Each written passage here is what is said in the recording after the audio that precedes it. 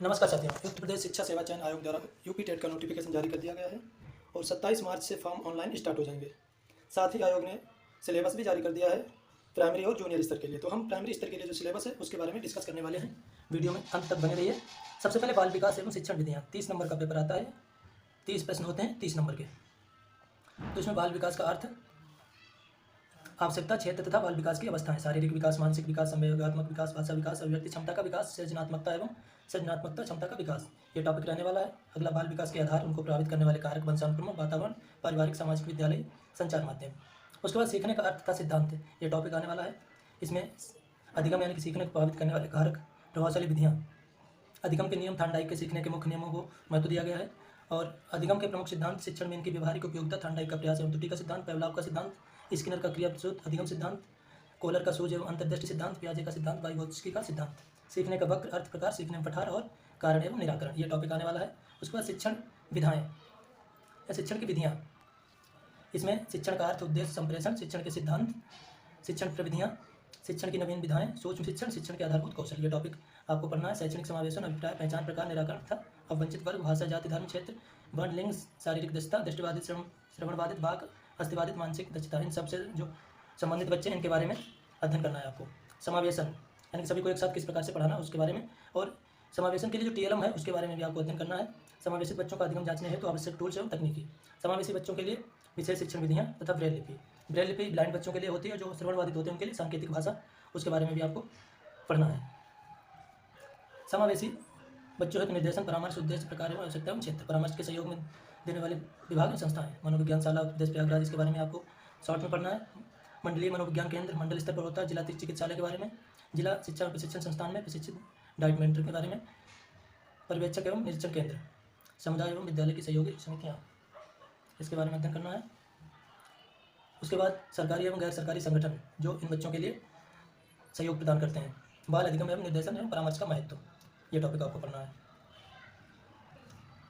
उसके बाद बाल विकास बालक किस प्रकार सोचते हैं, बालक विद्यालय प्रदर्शन में असफलता प्राप्त करने या कैसे क्यों असफल होते हैं, ये पढ़ना है आपको। अधिगम अध्यापन की बुनियादी प्रक्रियाएं, बालकों की अधिगम कार्यनीतियाँ, सामाजिक क्रियाकलाप, एक समस्या समाधान करता हुआ एक वैज्ञानिक अन्वेषक के रूप में बालक, लॉन्ग आंसर टाइप क्वेश्चन यहाँ से DLED और BTC तथा B.Ed में देखने को मिलते हैं। लेकिन हमारा जो यूपी टेट में आपको विकल्प वाले प्रश्न मिलेंगे, आपको पढ़ना डिटेल में, लेकिन आंसर आपको वैकल्पिक देना है। बालकों के अधिगम, वैकल्पिक संकल्पना, अधिगम प्रक्रिया में महत्वपूर्ण चरणों एवं रूप में बालक की त्रुटियों को समझना, बोध एवं संवेदना, प्रेरणा, अधिगम के योगदान में कारक। उसके बाद हमारा सब्जेक्ट आ जाता है हिंदी। हिंदी में देखते हैं अपठित अनुच्छेद, इसके आपको रिवीजन करना है विभिन्न किताबों से, जिससे आप समझ पाएंगे किस प्रकार से आपको जो अपठित अनुच्छेद है उसमें शीर्षक कैसे चुनना है, कैसे उसके अंतर्गत विलोम शब्द, पर्यायवाची शब्द, मुहावरे वगैरह को लगाना है। उसके बाद हिंदी वर्णमाला, स्वर एवं व्यंजन, मात्रिक अमात्रिक शब्दों की पहचान, वाक्य रचना, हिंदी की सभी ध्वनियों के बारे में, हिंदी भाषा की सभी ध्वनियों, वर्णों, अनुनासिक, चंद्रबिंदु में अंतर, संयुक्ताक्षर, सभी प्रकार की मात्राएं, ये पूरा टॉपिक वर्णमाला का ही है। उसके बाद विराम चिन्ह, विलोम, समानार्थी, तुकांत, अतुकांत, समान ध्वनियों वाले शब्द, संज्ञा, सर्वनाम, क्रिया एवं विशेषण में भेद, वचन, लिंग और काल, ये टॉपिक रहने वाला है। उसके बाद प्रत्यय, उपसर्ग, तत्सम, तद्भव, देशज शब्दों की पहचान और उसमें अंतर। उसके बाद संधि, स्वर संधि, व्यंजन संधि, विसर्ग संधि, स्वर संधि के 5 प्रकार इसमें आएंगे, दीर्घ संधि, गुण संधि, वृद्धि संधि, यण संधि, अयात संधि, सबको आपको पढ़ना है। विस्तार से नहीं, बस शॉर्ट में पढ़ना है आपको, पहचान होनी चाहिए, जो शब्द आएगा उसमें आप पहचान लें कि कौन सी संधि इसमें है। उसके बाद वाच्य, समास, अलंकार में भेद, कवियों लेखकों की रचनाएं भी आती हैं, अधिगम और अर्जन। इसके बाद ये पेडागोजी का भी छोटा सा भाग इसमें समाहित होता है, भाषा अध्ययन के सिद्धांत, सुनने और बोलने की भूमिका, भाषा कार्य तथा बालक इसे किस प्रकार उपकरण के रूप में प्रयोग करते हैं, मौखिक और लिखित रूप में विचारों को संप्रेषण के लिए किसी भाषा के अधिगम में व्याकरण वर्ग की भूमिका तो संदर्श, एक भिन्न कक्षा में भाषा पढ़ाने की चुनौतियाँ, भाषा की कठिनाइयाँ, त्रुटियाँ और विकार, ये हिंदी का आपका रहने वाला है टॉपिक। उसके बाद अंग्रेजी में क्या क्या रहने वाला है देखते हैं। Unseen passage, sentences, subject, predicate, kinds of sentences, parts of speech, kinds of noun, pronoun, adverb, adjective, verb, preposition, conjunction, tense, present, past, future. उसके बाद आर्टिकल, प्रोनाउंसिएशन यानी कि उच्चारण, वर्ड फॉर्मेशन, शब्द रचना, active passive voice, singular plural, उसमें gender, ये अंग्रेजी का आपका विषय वस्तु है। इतने टॉपिक अंग्रेजी से आने वाले हैं।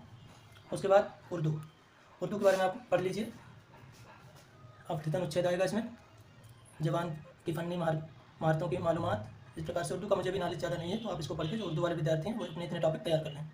उसके बाद संस्कृत में देखते हैं, हिंदी की तरह अपठित अनुच्छेद आएगा, उससे आपको प्रश्नों के उत्तर देने हैं। उसके बाद अकारांत पुल्लिंग, संज्ञाएं जो आएंगी उसमें अकारांत पुल्लिंग, आकारांत पुल्लिंग, अकारांत नपुंसकलिंग, इकारांत स्त्रीलिंग, उकारांत पुल्लिंग, ऋकारांत पुल्लिंग और ऋकारांत स्त्रीलिंग। घर परिवार परिवेश पशु पक्षियों घरेलू उपयोग में वस्तुओं के संस्कृत में नामों का परिचय। सर्वनाम क्रियाएं, ये संस्कृत में आपके रहने वाला है। शरीर के प्रमुख अंगों के संस्कृत शब्दों का प्रयोग, यानी कि शरीर के अंगों के नाम। अव्यय संधि, सरल शब्दों को संधि तथा उनका विच्छेद। दीर्घ संधि आने वाली है। संख्याएं, संस्कृत में संख्याओं का ज्ञान, यानी कि संस्कृत में गिनती। लिंग, वचन, प्रत्याहार, स्वर के प्रकार, व्यंजन के प्रकार, अनुस्वार एवं अनुनासिक व्यंजन, ये आपको पढ़ना है। वर्णमाला का टॉपिक है इसमें कुछ, जो कि प्रत्याहार वगैरह, स्वर व्यंजन वगैरह वर्णमाला का टॉपिक है। आप हिंदी का अगर ठीक से तैयार कर लेंगे तो संस्कृत भी उसमें आ जाएगा, या उससे अच्छा आप संस्कृत का तैयार कीजिए तो उसमें हिंदी में आपको ज़्यादा सहायता मिलेगी। स्वर व्यंजन विसर्ग संधियाँ, ये आपको तैयार करना है। वाच्य, कृतवाच्य, क्रमवाच्य, भाववाच्य, ये तैयार करना। कवियों और लेखकों की रचनाएं, जो मुख्य मुख्य कवि हैं जैसे कालिदास, भास, भारवी वगैरह, इनकी रचनाओं को आप याद कर लें। उसके बाद भाषा विकास का अध्यापन, अधिगम वाला भी थोड़ा सा पार्ट आने वाला है इसमें।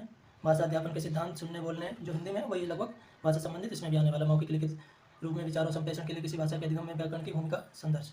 एक भिन्न कक्षा में भाषा पढ़ाने की चुनौतियाँ, कठिनाइयाँ, त्रुटियाँ, विकार। भाषा कौशल, भाषा बोधगम्यता, प्रवीणता, मूल्यांकन, रचना, मूल्यांकन करना, बोलना सुनना, पढ़ना लिखना। भाषाई 4 कौशल होते हैं, बोलना सुनना, पढ़ना लिखना। अध्यापन, अधिगम। उसके बाद गणित में देखते हैं, गणित में क्या क्या टॉपिक, कौन कौन से पार्ट से आने वाला। संख्याएं, संख्याओं का जोड़, घटाना, गुणा, भाग, ये तो सबसे प्राइमरी लेवल होता है, उसमें जो 4 चीज़ें होती हैं। उसके बाद लासा और मासा, भिन्नों का जोड़, घटाना, गुणा, भाग, दशमलव, जोड़, घटाना, गुणा, भाग, एक एक नियम, प्रतिशत। प्रतिशत के बाद लाभ हानि, साधारण ब्याज, ज्यामितीय आकृतियाँ, पृष्ठ, कोण, त्रिभुज, वृत्त, रेखागणित का इतना टॉपिक रहने वाला है। उसके बाद रुपया पैसा के बारे में जानकारी, आपको रुपया पैसा संबंधित टॉपिक पढ़ना है। मापन, समय, तौल, धारिता, लंबाई आदि। उसके बाद परिमित, परिमाप, त्रिभुज, आयत, वर्ग, चतुर्भुज के आप परिमाप और क्षेत्रफल वाला टॉपिक पढ़ लीजिए। कैलेंडर से संबंधित सवाल आते हैं, आंकड़े आते हैं। आयतन, धारिता, घन एवं घनाभ के बारे में पढ़ना है आपको, क्षेत्रफल, आयत और वर्ग का। रेलवे या बस समय सारणी, समय सारणी के बारे में पढ़ना है। आंकड़ों का प्रस्तुतिकरण एवं निरूपण, यह टॉपिक आपको पढ़ना है। उसके बाद गणितीय तार्किक चिंतन की प्रकृति, बालक के चिंतन एवं तार्किक पैटर्न, अर्थ निकालने, अधिगमों की कार्यनीतियों को समझना। पाठ्यचर्या में गणित का स्थान, गणित की भाषा, सामुदायिक गणित, औपचारिक अनौपचारिक पद्धतियों के माध्यम से मूल्यांकन, शिक्षण की समस्याएं, त्रुटि कौश विश्लेषण तथा अधिगम अध्यापन के प्रासंगिक पहलू। नैदानिक उपचारात्मक शिक्षण, ये अधिगम संबंधित है, इसमें से भी 1-2 प्रश्न आ जाते हैं कभी कभी। उसके बाद पर्यावरण, ये सबसे इंपॉर्टेंट टॉपिक है पर्यावरण, इसको भी देख लेते हैं। इसमें परिवार समाजशास्त्र का विषय है, यानी कि जो पर्यावरण, इसके अंतर्गत सभी कई विषयों से संबंधित चीज़ें आ जाती हैं। भोजन, स्वास्थ्य, स्वच्छता, आवास, पेड़ पौधे, जंतु, हमारा परिवेश, मेला, स्थानीय पेशे से जुड़े व्यक्ति एवं व्यवसाय, जल, यातायात, संचार, खेल एवं खेल भावनाएं। यानी कि प्राइमरी लेवल पे जो पर्यावरण विषय होता है उसमें भूगोल, समाजशास्त्र, इतिहास वगैरह, विज्ञान, सभी में से थोड़ा थोड़ा आ जाता है, तो वो आपको पढ़ना है। जल, यातायात, संचार, खेल, खेल भावना, भारत, नदियाँ, पर्वत, पठार, वन, यातायात, महाद्वीप, महासागर, हमारा प्रदेश, नदियाँ, पर्वत, पठार, वन, यातायात तथा संविधान। संविधान से भी 2 से 3 क्वेश्चन पूछे जाते हैं, इन टॉपिक को आप तैयार कर लीजिए। शासन व्यवस्था, स्थानीय सुशासन, ग्राम पंचायत, नगर पंचायत, जिला पंचायत, नगर पालिका, नगर निगम, जिला प्रशासन, प्रदेश की शासन व्यवस्था, व्यवस्थापिका, न्यायपालिका, कार्यपालिका, राष्ट्रीय पर्व, राष्ट्रीय प्रतीक, मतदान, राष्ट्रीय एकता। इसके लिए आपको सबसे अच्छा है प्राइमरी कक्षा 4, 5, 6, 7, 8 की किताबें पढ़ लीजिए आप, उसमें जितना भी टॉपिक दिया रहेगा उसी के अंतर्गत आ जाएगा सब। या फिर आप ल्यूसेंट को पढ़ सकते हैं, ल्यूसेंट में भी आपको डिटेल में सब कुछ मिल जाता है।